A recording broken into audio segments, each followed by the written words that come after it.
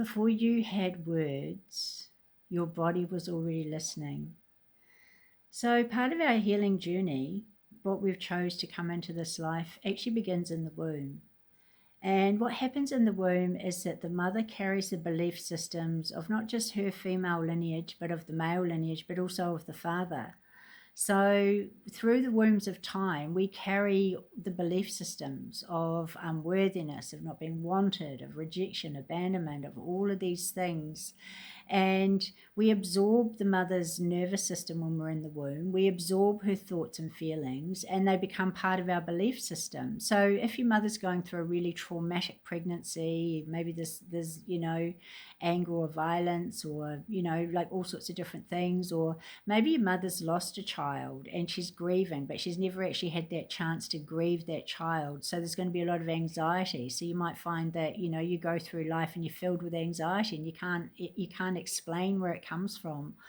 Or your mum might have been maybe not necessarily wanting to have a child, so you've always had the sense of being rejected or abandoned or not wanted, and not knowing where it's come from. So part of the work that I do, it's called From Inner to Infinity, because we actually need to begin with healing the womb trauma. And what we do, we go back through the wombs of time. We go back to the original belief system that doesn't serve you, that doesn't serve your lineage, because we are the chain breakers, we are the way showers.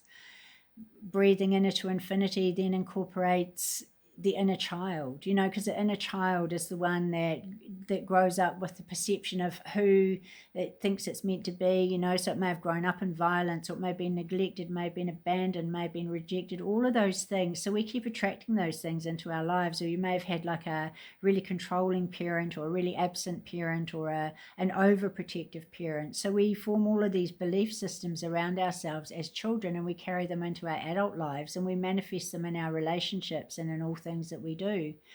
And we've got the ancestral lines, like the mother and father wound that we carry, that the father lineage, and maybe the father's been, he's worked hard but he's never been present, or maybe he's been an alcoholic, or maybe the other parents, but maybe there's been addiction with the parents, maybe there's been violence, maybe there's been violation. So all of these things affect the inner child. And so when the inner child loses that light and that belief in the self and the magic of who we are, all of those things and also too, we don't know as children how to process our emotions, so we push them down, sit down, shut up, be seen, not heard, don't show your anger, don't cry, all of this stuff. So we don't actually know how to be as adults, and quite often we're trapped in a time in our lives as an inner child and our responses as adults. So we have to actually clear that inner child. The mother and father lineage, all of the stuff that goes with that, the past lives, the things that we come through from other lifetimes that we've come to balance in this lifetime, balancing the masculine, feminine inside of us, because we all have a male and female inner child. I'm the only person I know that actually works with the male and female inner child.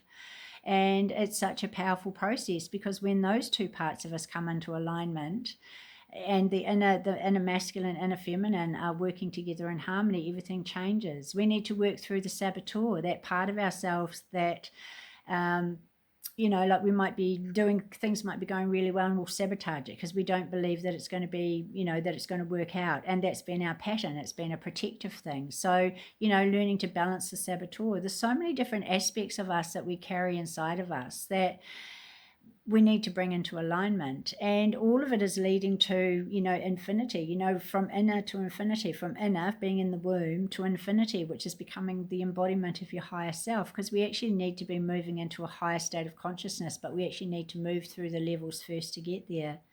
So that's where the 9D breathwork has been so powerful for me. I have cleared 14 generations of ancestral wounds. I've cleared my womb trauma, my mother wound, my father wound, my ancestral wounds. I've cleared past lives. I've also connected with the highest consciousness of the universe. So that's why this journey is so powerful, and that's why I'm passionate about inner to infinity, because we actually need to put all of those parts of the jigsaw puzzle together. We need to pull it apart, heal those parts, and bring them all, integrate them all, so that we can actually become the embodiment of our higher self. So that's where the 9D breathwork has been so powerful for me, and for all of like the 30,000 people that are in our community doing it as well too. It's such a powerful process. So There's a link. We've got a 2-week free trial for our app, which is absolutely amazing. Just check it out. You know, you get guided through whatever it is that you're needing to come through, the stuff for the inner child, the stuff for anger, the stuff for all of those things.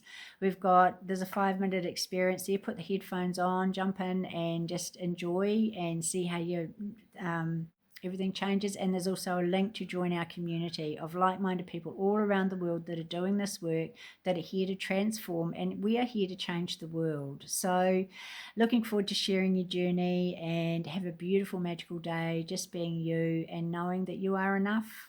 Just as you are enough.